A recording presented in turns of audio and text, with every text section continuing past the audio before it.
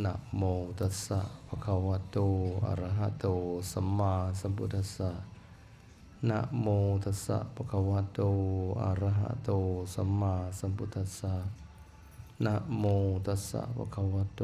อะระหะโตสัมมาสัมพุทธัสสะขอนอบน้อมแด่พระผู้มีพระภาคอรหันตสัมมาสัมพุทธเจ้าขอนอบน้อมแด่พระธรรมอันเป็นคำสั่งสอนที่พระผู้มีพระภาคทรงตรัสไว้ดีแล้วขอน้อมไว้แด่พระสงฆ์ผู้ปฏิบัติดีปฏิบัติชอบตามพระธรรมวินัยของพระศาสดาขอแสดงความนับถือยังคณะครูบาอาจารย์เจริญสุขเจริญธรรมยังเราสมณเณรเจริญพรให้ข้าวไม่ซี่ออกตัวญาติโยมทั้งหลายต่อไปตั้งใจฟังธรรมกันด้วยความเคารพบนบก็ได้นะ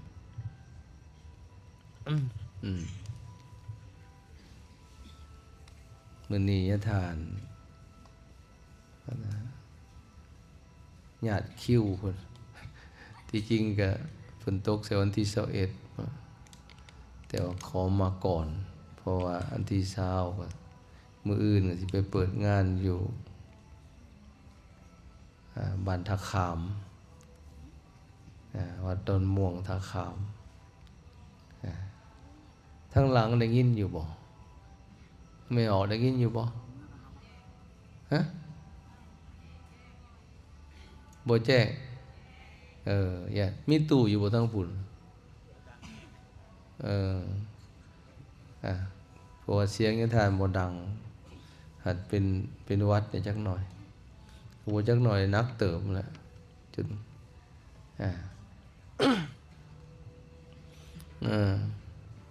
ก็เลยขอเพิ่นมาลงมื้อนี้นะมาเทศน์มื้อนี้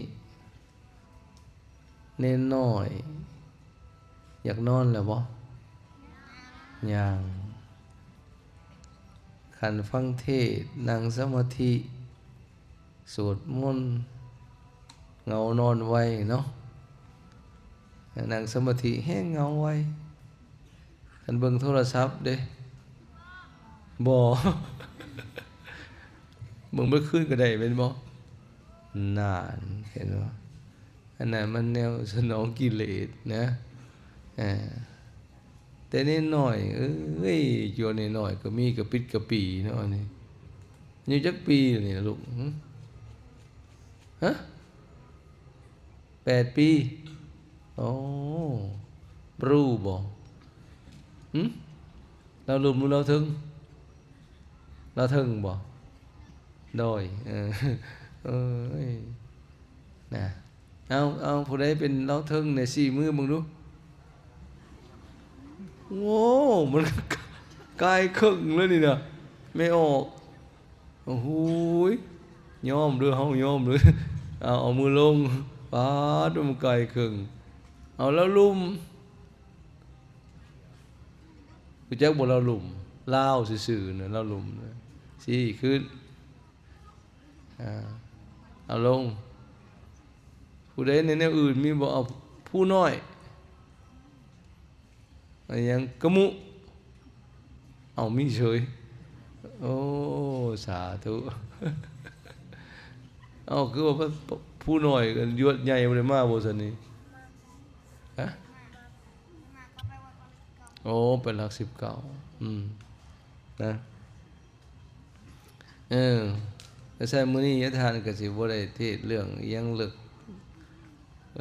เรื่องเอาพระสูตรนั้นนี่มาบ่ได้แสดงเพราะว่ามันจน้อยคันไปเว้าเรื่องลึกซึ้งเรื่องละเอียดนั่นนี่เว้าเนื้อเลยรับหมดเลยนี่นะเอาลุงนินสิถามเฮามาบวชเพื่อหยังฮะบวชเฮียนบวชเอาว่าพงกันบวชเพื่อหยังเฮียนไปเฮ็ดหยังเฮียนเพื่อมีความรู้เฮียนเพื่อได้ความรู้เนาะ ในความรู้แล้วไปเฮ็ดหยังฮะเอาไปใช้เฮ็ดหยังใช้อ่านโอ้ยมันก็ไปก็มาเอาความรู้ไปอ่านบ่อ่านแล้วไปเฮ็ดหยังอ่านแล้วเรียนเอากลับไปกลับมาอยู่เออมีความรู้แล้วเอาไปเฮ็ดหยังลูก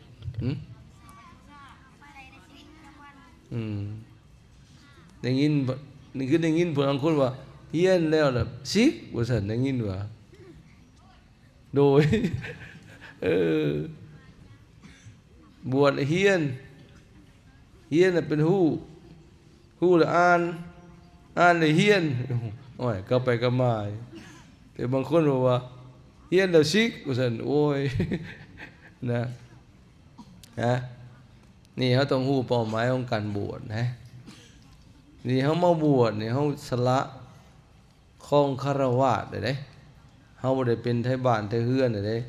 เดี๋ยวนี้บ่แม่นเดี๋ยวนี้พวกเจ้าเป็นจัวน้อยหรือว่าเนนน้อยเด้บ่แม่นเด็กน้อยเด้อเห็นบ่บ่แม่นเด็กน้อยเด้นี่เป็นเนนน้อยบวชมาถือศีลหยังศีล10คันพอออกไม่ออกถือศีลหยัง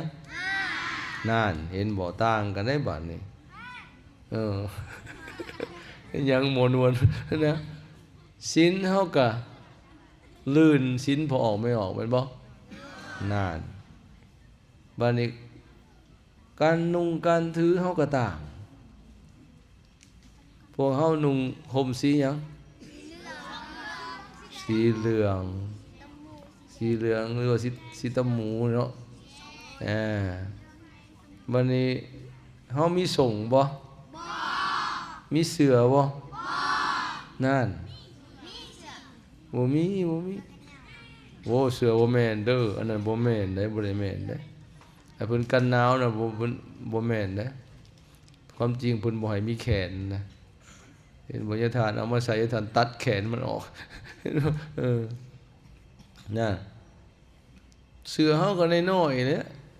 สายเดียวนะเสือเฮาเสือเบี้ยงผ้าเบี้ยงน่ะเห็นบ่อังสะผ้าเบี้ยงนั่นแหละ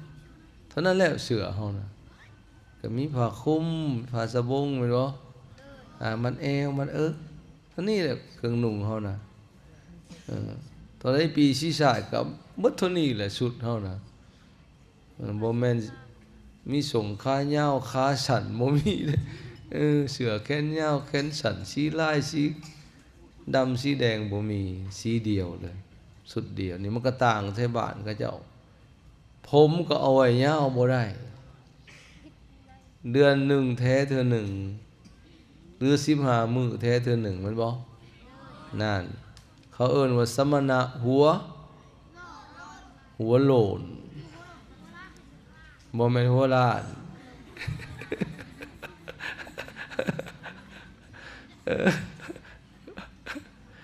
คิดไกลไปหัวโลนคือมีผมคันหัวล้านน่ะผมหล่นบ่มีผมนิยทานมันเริ่มล้านเห็นบ่น้ำงอนนี่เหลื่อมๆเนี่ยโอ้ยตะกี้ก็ว่าเต็มอยู่แล้วนี่เบิดไปเห็นบ่นั่นหัวล้านผมมันหล่นออกนะมันบ่มีผมโป่งหัวล้านแต่พวกเฮานี่มีผมโป่งอยู่หัวหยังคันแท้หัวโลนนั่นนี่เขาบวชมาแล้วเฮาต้องปฏิบัติหน้าที่ของเฮาการบวชมาเฮาบอกกันนะบวชมาเพื่อเฮียนเพื่อหยังถามคืนเพื่อความรู้เอาไปเฮ็ดหยังไปเฮ็ดเวียกอยู่ไส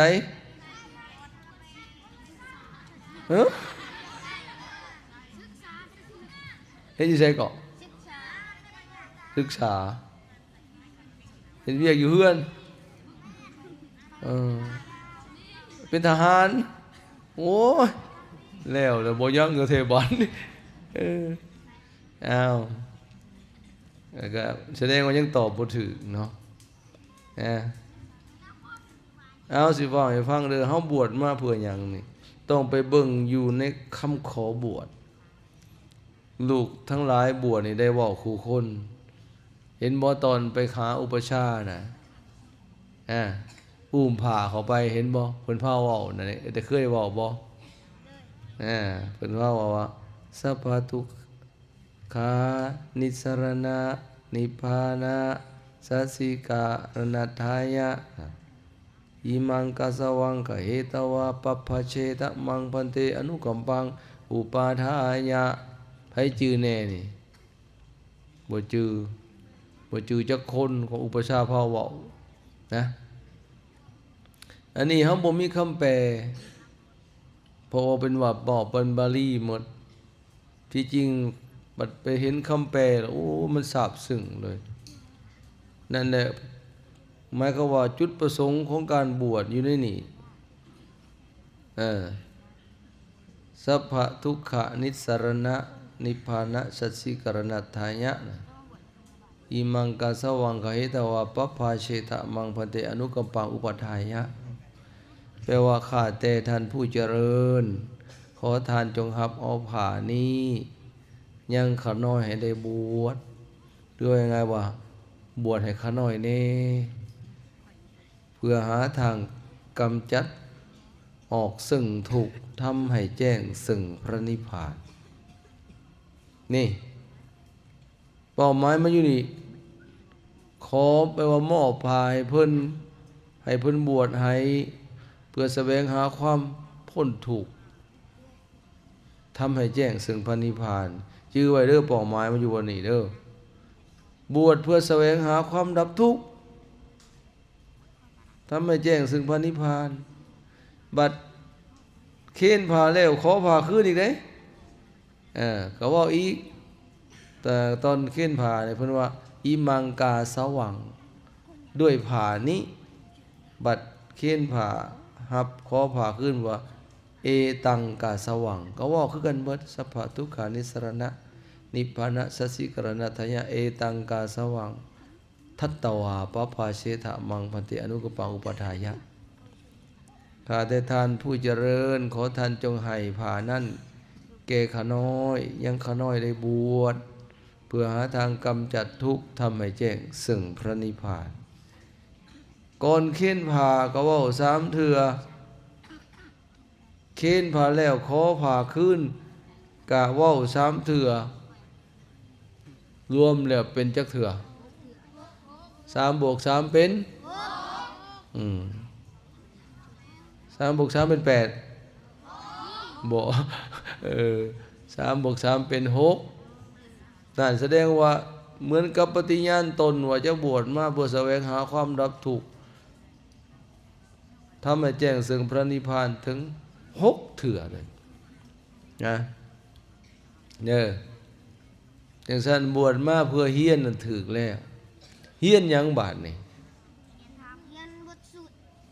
เฮียนบทสูตรเฮียนธรรมเอาป้าก่อนจัวอย่าไปเล่นเนี่ยอันเฟื่องลูกอย่าไปเล่นนะบางคนกัดฟังเทศไปนำสูตรมนต์ไปกัดเฟื่องไปบ่แม่นชาติก่อนเคยเกิดเป็นงัวบ่เนาะบางคนไปช้านหันช้านหนีคือหั่งนกสงสัยเคยเกิดเป็นนกนะเอานั่งดีๆลูกนั่งดีๆอย่าไปเล่นเฟื่องเด้อเอาไว้นั่งอย่าเอาไปบ่มาเล่นนะเอาว่ากินนี่ว่าเฮาใส่ล่ะ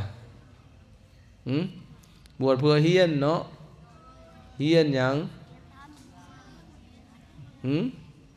เฮียนธรรมเฮียนสูตรเฮียนธรรมเอาส่วนใหญ่เราเฮียนหยังเอาพร้อมกัน1 2 3โอ้ยน้อยเดียวนึงแสดงยังบ่รู้จักเป้าหมายเลยนี่เฮียนธรรมะถึกแล้ว ยังอันหนึ่งธรรมวินัยเชื่อเด้อบวชมาเพื่อเรียนธรรมวินัยนะอันนั้นพอหลักสูตรในศาสนาเฮาคือธรรมวินัยนะวินัยคือศีลของเฮาแหละข้อห้ามข้ออนุญาตบทปฏิบัติวินัยปรับอาบัติต่างๆนี่อันนี้คือวินัยตัวอย่างว่าขันศีล10สิกขาบทของเนนก็มีอย่างนั้น1ข้อ1เว้นจากฆ่าสัตว์ข้อ2เว้นจากลักข้อ3ห้ามดมกาวเอามาได้ใส่ห้ามข้อ3ได้ห้ามเสพไม่ทุนไม่ยังเสพไม่ทุนผู้หญิงกับผู้ชายบ่เฮ็ดกันบ่ข้อ4ข้อ4บ่กินเหล้ากินเบียร์โอ้ลงหัวศีลบัดนี้เว้นจากการตัวเนาะข้อ5ข้อ5บ่กินข้าวแลงโอ้ยบ่ให้ดื่มกินสุราเมรัยเหล้าเบียร์เนาะของมึนเมาสูบยาบ้าได้บ่นั่นบ่ได้ผิดเด้เนาะกินน้ำกระท่อมนั่นบ่ควรมันเมาเนาะของมึนเมาแล้วบ่ได้แล้วบ่ควรเด้นะต่อมาข้อที่6เว้นจากกินข้าวแลงตอนนี้กินได้บ่นี่กินยังได้ว่ากินนี่น้ำยังน้ำปะนะน้ำยังล่ะน้ำสาลี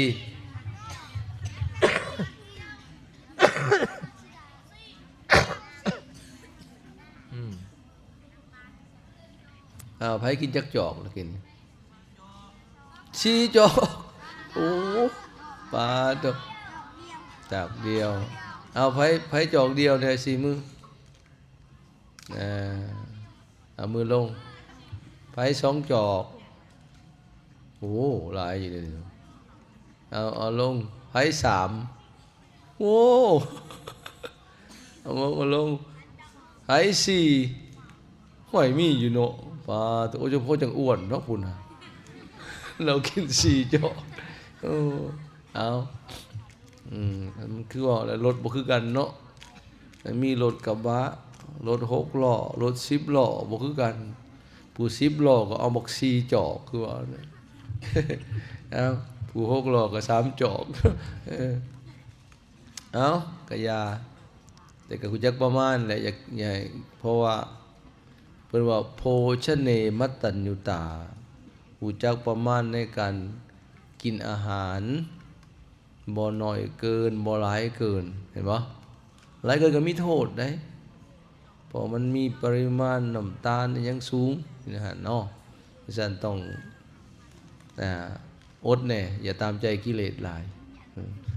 ถ้าใส่ใจเจ้าน้อยนี่โอ้ยข่อยเอาโตโยไล่พุ่นแล้วเรื่องกินน้ำปะนะเอาข้อ7เด้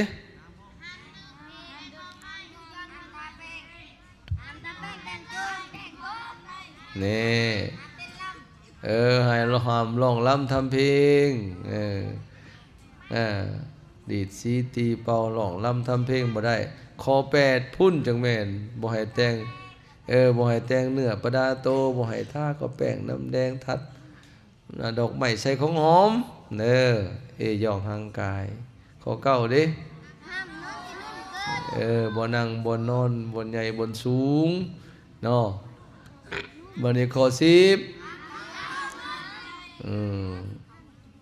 บ่ให้รับเงินคือเอาเงินอยู่เลย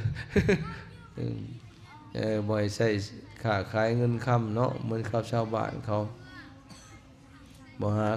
ขายหาเงินหาค่ำแบบนั้นนะเอาต่อไปสุดแล้วนี่อันนี้ศีลนั่นน่ะศีลนั่นน่ะเด้อ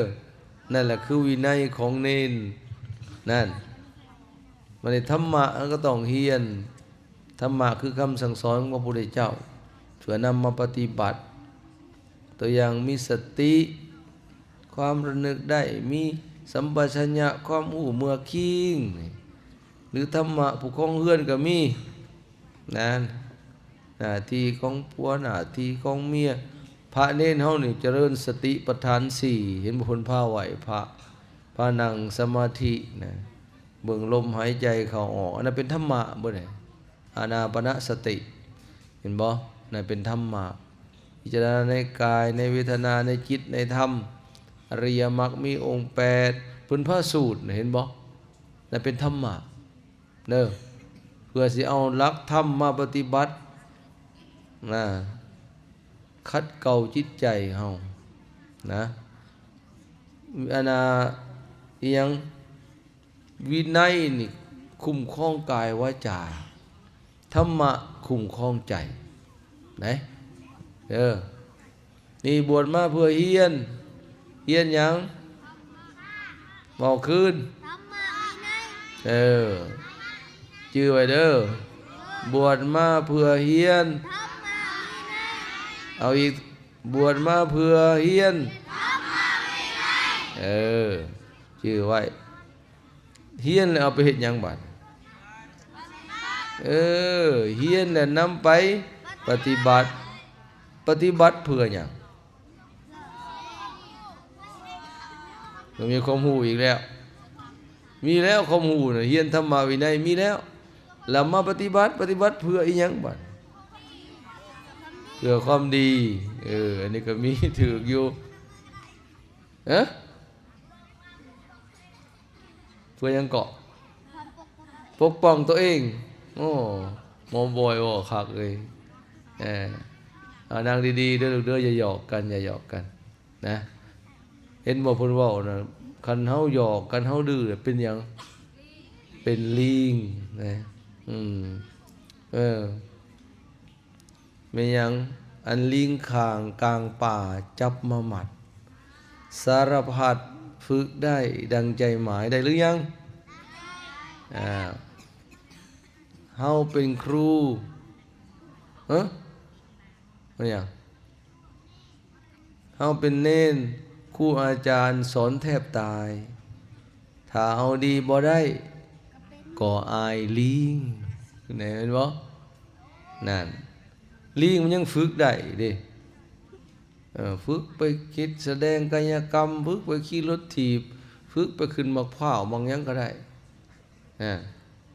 เล่นละครสัตว์นะก็ยังได้ขณะบ่ฮู้ภาษากันได้น่ะแต่คันเฮาเป็นคนเป็นจั่วฝึกบ่ได้บ่ฟังล่ะอายลิง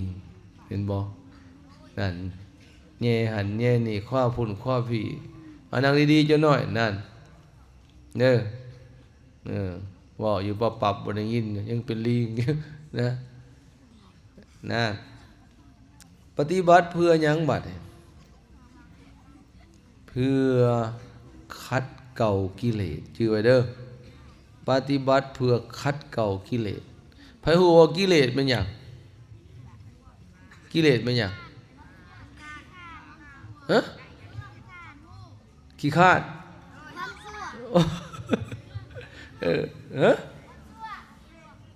อีหยังก็ลูกอีหยังจั่วความชั่วกิเลสกับความชั่วกิเลสก็คือเครื่องเศร้าหมองของจิตใจความชั่วก็แม่นเนาะความโลภความโกรธความหลงความหักความชังราคะโทสะมาโมหะมานะทิฏฐินะแม่นบ่แหละนะกิเลสนะเนาะกิเลสคือเครื่องที่ทำจิตใจเฮาให้เฮาเศร้าหมองที่เฮาคิดบ่ดีนั่นน่ะคือกิเลสเนาะนะหรือว่าเฮาคิดอันใดเกิดโลภราคะโทสะโมหะที่มันกวนใจเฮาน่ะแม่นกิเลสหมดแม้แต่ความอยากนี่ก็เป็นกิเลสนะแม่นบ่อยากบ่อยากกินข้าวบ่อยากกินน้ำปานะอีกบ่นั่น นั่งไหวพระนั่งสมาธิอยาก ได้อีกเด้อยากกินน้ำมักสลีอีกเด้ นี่อันนั้นกิเลสเลยนะมันนี่มันมารบกวนใจเขามันบอกแทนที่สิเบิ่งให้ลมหายใจเขาออกพูดโธพูดโธมืออื่นมีข้าวเปียกอยู่บ่ ข้าวเปียกยังดีข้าวจีมีบ่พวกเราคุณน่ะมันน่าสิสงบเป็นบ่นี่นะนี่แทนที่สิมานั่งเบิ่งลมหายใจไปหาขึ้นหาข้าวเปียกพุ่นไปคืนเห็นหน้ามักสลีโอ้ยแล้วนั่นกิเลสนะนั่นแหละกิเลสนะเป็นยังไปจากว่าเฮาฝึกสมาธิเห็นบ่เพิ่นอยากให้ดึงใจเฮามาอยู่ในอารมณ์เดียวเห็นบ่ให้มันอยู่กับลมหายใจเข้าออกเข้าออก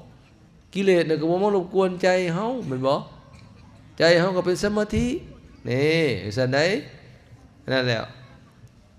นั่นแหละคือธรรมะมาขัดเกลากิเลสเห็นบ่มาในคันเฮาบ่เฮ็ดผิดศีลเฮาก็บ่กังวลบ่ย้านผิดบ่ย้านบาปมานั่งสมาธิก็ได้ดีจิตใจก็สงบนั่นเพิ่นจะให้มีศีลก่อนได้ก็ซั่นมันก็โอ้ยเฮ็ดผิดอันนั้นโอ้ยคือเห็นความผิดตัวเองโอ้ยอันนั้นบ่คักกูบาปแล้วนี่เห็นบ่ใจบ่สงบเลยเห็นบ่นั่นมันบ่มีศีลน่ะเพิ่นจะให้มีศีลซะก่อนเห็นบ่เวลามาปฏิบัติธรรมเพิ่นให้รับศีลวันศีลก็ให้รับศีลแม่เขาแม่ซี่ก็ให้สมาทานศีลนั่นเพื่อบ่ให้มีความกังวลทางกายทางวาจาเอาจังซี่เด้อคันผู้ใดยังกอกวอกแกกแวกควัดหันเคี้ยหนียังหยอกกันนี่แสดงผู้นั้นจิตบ่เป็นสมาธิเด้อนะยังบ่สำรวมยังคุมตัวเองบ่ได้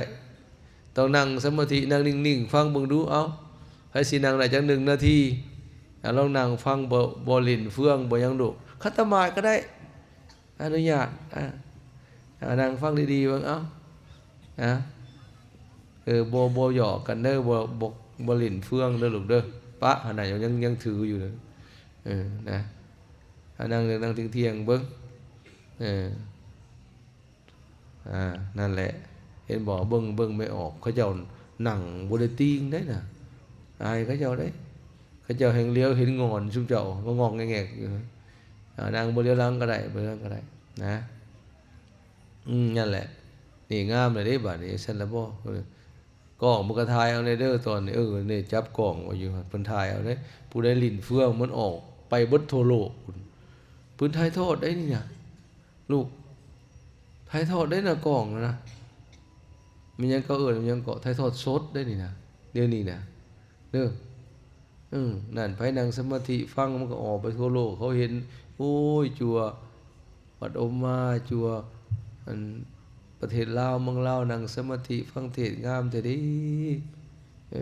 คันไปลิ้นเฟืองลิ้นยังอยู่ไปเห็นนั่นหยอกกัน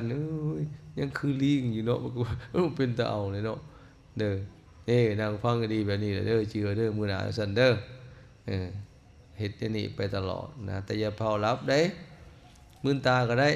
บ่ถึงกับรับตามันสิรับเลยนะบวชมาเพื่อเฮียน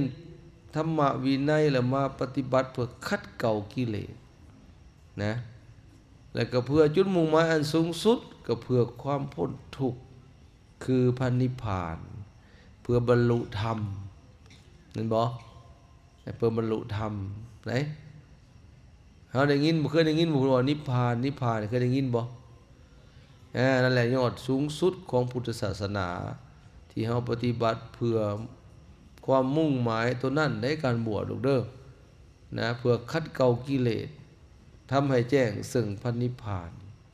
กำจัดกิเลสกองทุกข์นี่ต้องฮู้ไว้ต้องตอบให้ถูกคันเฮาสิตอบผิดคันมีผู้มาถามบัดบวชไปยังไงจัวบวชไปเฮียนหยังเฮียนเลขเฮียนนั่นเฮียนนี่เคมีชีวะกระถือกี่ดอกอันนั้นก็ได้เฮียนเพื่อหยังเพื่อชิกไปทำงานนี่บ่ถูกแล้วตอบนี่ อันนั้นเป้าหมายบ่แม่นได้นั่นถึงเฮายังศีลาสิกขาอยู่ก็ตามแต่เฮาต้องตอบให้มันถูกว่าบวชมาเพื่อหาทางกำจัดทุกข์ทำให้แจ้งซึ่งพระนิพพานเด้อบวชมาเพื่อเฮียนหยังเฮียนธรรมวินัยเฮียนไปเพื่อหยังเพื่อขัดเกลากิเลสเพื่อหาทางกำจัดทุกข์ทำให้แจ้งซึ่งพระนิพพานนี่ชื่อไว้ตอบให้มันถูกหรือตอบมาว่าเพื่อมรรคผลนิพพานเลยนี่เอาสุดยอดเลยนะนี่นั่นได้อาจารย์เขาสิตอบกล้าหรือว่าอันนั้นบ่ถูกว่าซะตอบบ่ถูกนะบ่โกงบ่โกงก็เข้ามุ่งหมายที่แท้จริงที่พระพุทธเจ้าให้เฮาบวชมาน่ะเพิ่นบ่แม่นเฮาบวชไปสะสมกิเลสบ่แม่นเฮาบวชไปหาลิ้นหากินบ่แม่นบวชเพื่อแสวงหาลาภสักการะเกียรติยศชื่อเสียงบ่แม่นในนั้นใดคันเฮาคิดได้นั่นแหละยังเข้าใจผิดในการบวชที่แท้จริงในทางศาสนาบ่เอาได้คือเพิ่นว่าบวชลับบวชลี้นั่นเด้อบวชขี่ใส่ฐานบวชพานเข้าสุกบวชสนุกตามเพื่อนบวชเปื้อนศาสนาบวชหาของหลิ่นบ่เอานั่นเด้อบ่ดีบวชแบบนั้นเด้อต้องบวชแท้ต่อไปเป็นยังจือบ่เคยทานเคยบอกอยู่วัดใหญ่จือบ่บวชแท้บวชแท้เฮียนแท้ปฏิบัติแท้ได้รับผลแท้มื่นตาขึ้นว่าน้ำหลังบวชแท้เฮียนแท้ปฏิบัติแท้ได้รับผลแท้นะอีกทีหนึ่ง1 2 3นี่ลัดแล้วบวชแท้เฮียนแท้ปฏิบัติแท้ได้รับผลแท้เอาจือหรือบ่แล้วจือหรือยังบ่ล่ะจือหรือยัง1 2 3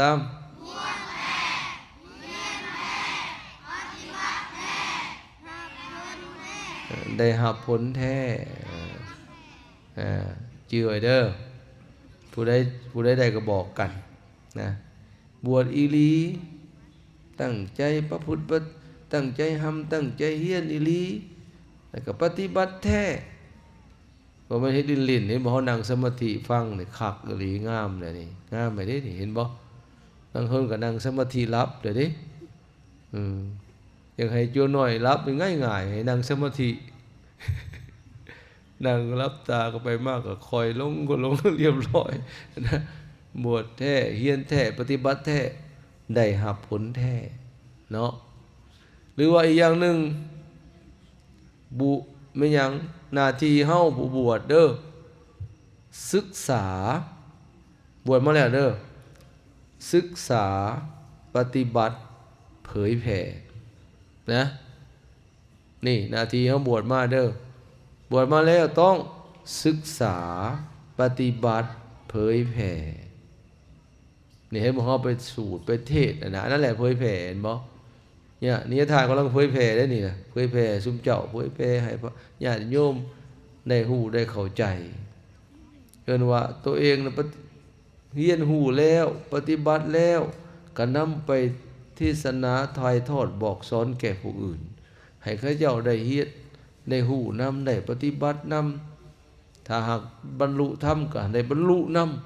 ำนะได้ถึงความพ้นทุกข์หรือถึงนิพพานนำนี่นะเอิ้นว่าทำประโยชน์2อย่างประโยชน์ตนเองและประโยชน์ผู้อื่นเห็นบ่ประโยชน์ตนเองคือศึกษาเองปฏิบัติเองขัดเกลากิเลสตัวเองนี่ประโยชน์ผู้อื่นก็คือนำเอาหลักธรรมวินัยไปบอก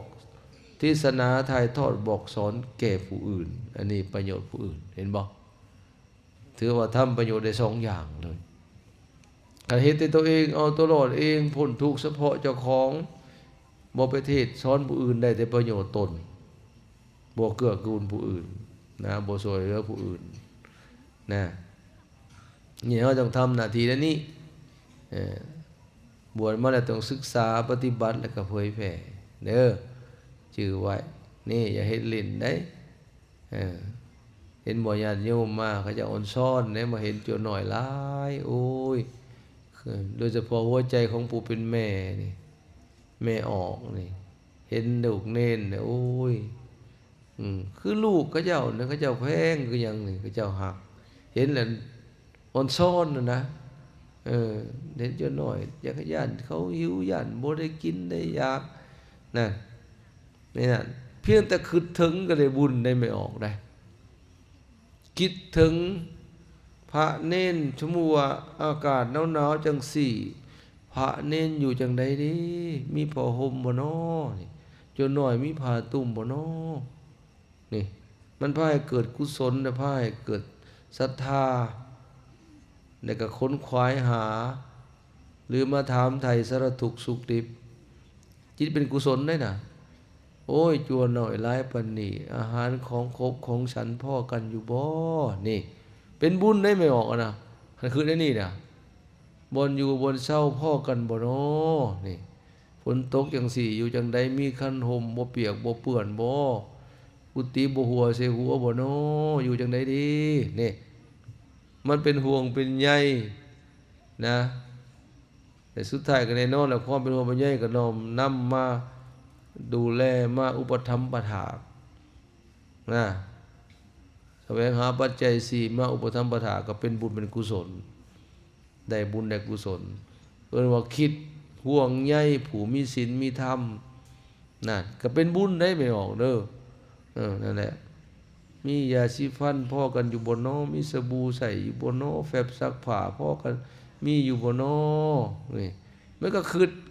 เห็นเนี่ยก็น้อมน้อมวัตถุทานเหล่านั้นมาบริจาคมาถวายคันบ่คิดเลยมันก็แล้วจักมันอยู่ในก็ยาพุ่นแหละอุ๊ยบ่ได้วนหนาวก็จักหนาวจักมีห่มหรือบ่ได้วนมันก็แล้วแหละเนาะให้สิเอามาบัดนี้นั่นเห็นบ่จิตมันบ่ได้คิดขึ้นมาได้นะจังว่าญาติยังเห็นน่ะ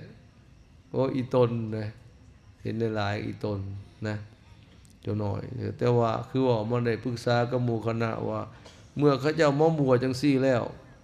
เฮาสิป้อนข้อมูลความรู้ให้เขาในใดโตนี้ได้คิดกันใหม่ได้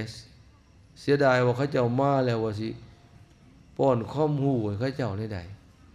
ให้เขาเจ้าเรียนธรรมะวินัยสูตรเทศให้มันได้ตัวนี้เท่าใดบุคลากรหลายได้นอแนงของพระศาสนาได้เนี่ยนอน้อยๆกำลังป่งขึ้นมาแทนนี่จากโยน้อยอันนี้ก็สิเป็นญาคู่ญามหาเมื่อหน้าสิเป็นญาอาจารย์ญาทานขาบรสิกขาลาเพศไปสิยั่งอยู่หลายองค์อยู่หลวงเน้นสิจบแล้วแหละคิดอยากลาสิกอยู่บ่ให้แน่บ่คิดอยากสิกคิดว่าบ่อยากสิกนะมีไผแน่ให้แน่บ่อยากสิกเอาง่ายๆโอ้หลายอยู่เนาะบ่อยากลาสิกนะบ่สิกนะมีไผแน่คิดอยากสิกบัดนี้โอ้พวกใหญ่นี่บ่ได้เฮ้ยมันมักผู้สาวแล้วนี่เนาะพวกน้อยยังบ่มีความรู้สึกอยากอยู่หลายก็เอาไผคิดว่าสิอยู่ไปตลอดเลยเอาสิมื้อ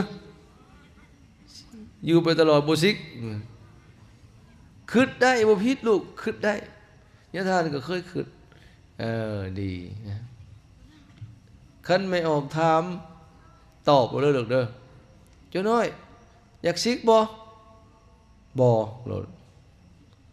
เจ้าบ่สิกบ่โลดแต่ญาติท่านเคยลงเฟซไม่ออกงงเลยญาติท่านอยากสิกและกำลังสิกว่าสิแหละห่วยนั่นมันคือว่าในนั้นหลายคนมาคอมเมนต์ส่งข้อความมาโอ้ยมันอยู่ต่อได้ยาเอ้ยเพิ่นว่าแล้วคนว่าโอ้ยเฒ่าแล้วก็ยังสิกอยู่บ่เพิ่นว่า เขาเจ้าบ่ฮู้ความหมายเขาว่าซิกแปลว่าหยังลูกซิกอันนี้บ่เฮียสิกขาแปลว่าเฮียนหรือศึกษาเนี่ยทานจังว่าเนี่ยทานกำลังซิกนะเนี่ยทานอยากซิกและกำลังซิกว่าสิแหละก็หมายความว่าเดี๋ยวนี้เนี่ยทานอยากเฮียนและกำลังเฮียนกำลังศึกษาแต่ว่าให้ถืออีหลีคำว่าละเพศออกไปนั่นเขาเอิ้นว่าลาสิกขาเห็นบ่ว่าให้ถึกๆนะว่าลาสิกขาจื่อไว้เด้อหรือว่าจะบ่ใช้ขาก็ว่าลาสิกให้ใช้คำว่าลานำแต่คนเฮามันมาง่ายบ่ว่าเฮาลาสิกเท่านั้นสิกแล้วบ่เฮ้ยสิกแล้วอยากซิกเพราะว่ามันก็ดีตัวอยากซิกอยากศึกษาอยากเรียนเห็นบ่นะคนลาวมันบอกง่ายคือกับยาปัวพยาธิจังซี่แหละมันถูกบ่ไม่ออกยาปัวพยาธิไผไข้ไผเป็นพยาธิคนบัดนี้เขาเจ้าว่ายาปัวพยาธิ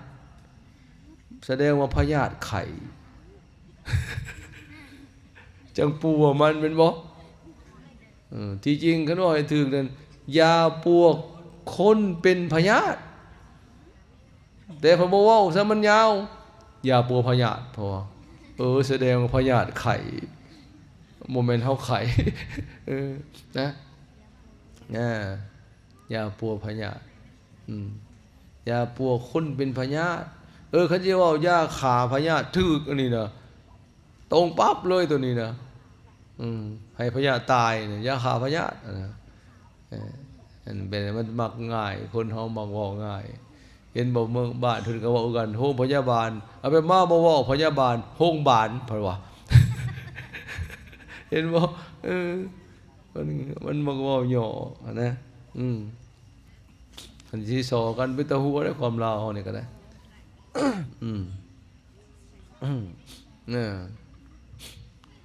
เอาเท่านี้ก็เนาะจังซั่นตั้งใจเด้อตั้งใจปฏิบัติเด้อมื้อใดปิดนี่22มื้อนี้วันที่เท่าไหร่19บ่แม่นนับนิ้วมืออยู่บ่นี่มาปฏิบัตินี่ม่วนอยู่บ่ม่วนคันปฏิบัติฮอด7มื้อได้บ่ได้บ่แม่นมันได้นำปะนะหลายบ่นี่ยังมื้อเช้ามีบ่มีหยังแน่เขาจะเอามาถวายมีหยังแน่เอาเปียกเฟอมีหรือยังไผสิเลี้ยงเฟอไม่ออกหาเจ้าภาพแล้วแม่แสดงว่ายังบารมียังบ่แห้งเด้อนี่มันดนเนาะนำปะนะหลายอยู่บ่เป็นนมเป็นเนยคือบ่หลายปานใดเว้ยแต่ข้าวยทานอยู่จนสั่งเบรกเลยนะคือบ่ให้เอามาเท่าเสิร์ฟมันหลายโพดเอาไปใส่ตู้ไว้ตู้เย็นไว้ตู้เอาไปใส่ตู้หรือว่าล็อกไว้ก่อนเอาไว้มื้อหน้ามันหลายโพดนะช่วงนั้นมันยังใหม่คือว่าแหละแต่ไม่เอาเฮาก็ระดมกันได้เปลี่ยนรสชาตินมเป็นนั่นนี่นะเนี่ยผู้มีศรัทธาผู้แพ็ค2แพ็คมาพอ4-5แพ็คเจ้าน้อย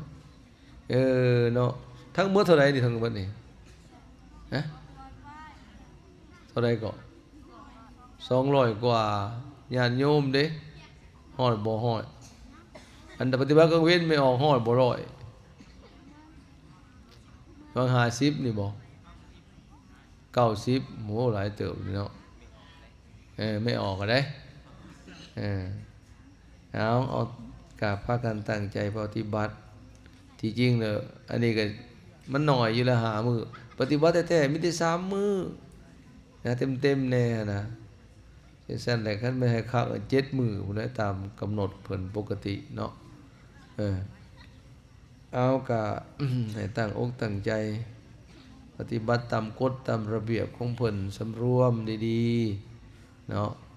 นั่งสมาธิไหวพระสวดมนต์ให้ทันเวลาเลิกตามเวลาก็อย่าไปเปียดปวดเหี่ยวดุหลายพวกเฮาเนี่ยปวดเหี่ยวสมาคีปวดขี่สมาคมรู้จักบ่ปวดผู้หนึ่งผู้สองผู้สามลุมไปนำกันโลดจักปวดบ่ปวดคันบ่ปวดก็อย่าไปเด้อบ่แม่นเห็นหมู่ลุกก็ลุกน้ำโลดนะผู้บางอันบางกลุ่มบ่มาจนเพิ่นไปนำเอามันก็ขี้ร้ายโพดนะนั่นแสดงว่าเฮายังบ่เคารพนะบ่เคารพความบ่เคารพนี่เสื่อมเลยลูกเด้อบ่เคารพในทุกอย่างเลยบ่เคารพในธรรม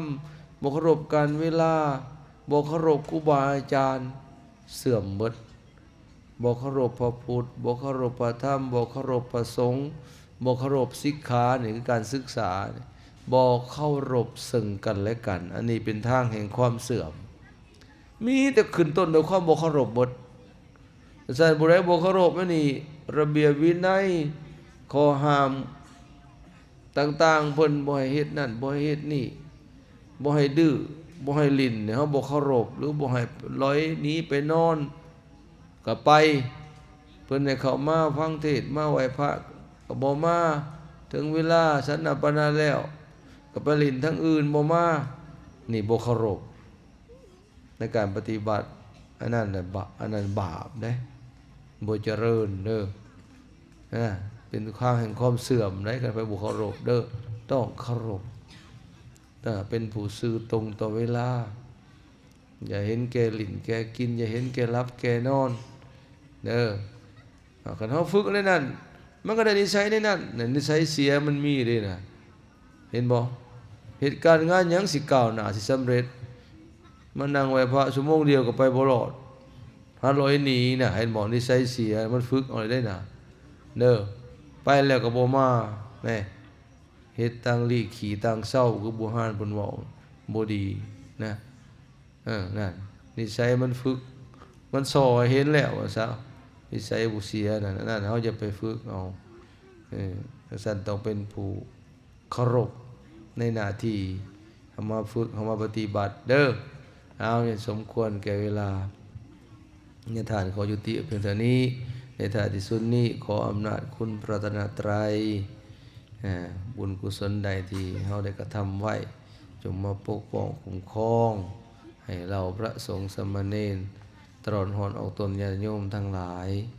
ให้ประสบพบแต่ความสุขความเจริญด้วยอายุวันนะสุขะภระเจริญในศีลในธรรมให้ยิ่งขึ้นไปจนตราบเท่าถึงความพ้นทุกข์ทำให้แจ้งซึ่งพระนิพพานพุ่นเทิน